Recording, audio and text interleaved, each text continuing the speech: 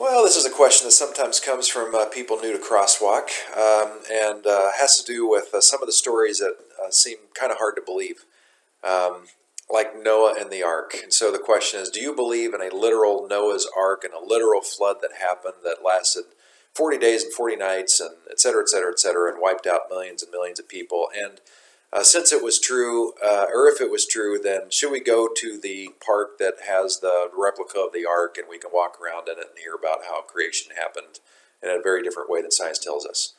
So, nope, I don't think it was a little literal story. I think it was mythological. A lot of scholars believe that we don't even start counting time in the book of Genesis until we hit Abraham. So that means a lot of crazy stuff is meant to tell a different thing about God. And there's just a whole lot of problems with the Noah and the Ark story that just don't add up in so many ways. So that gets back to your hermeneutic and how you understand Scripture and what do you do with different genres and even within the same book, what do you do with context, all that stuff. I'm not picking and choosing here. I'm not saying I'm going to believe one part over another part as if that's a wrong thing to do. We all do that, and it's appropriate to do that because different portions of Scripture are written with a different voice from a different time with a different purpose, and therefore need to be treated differently.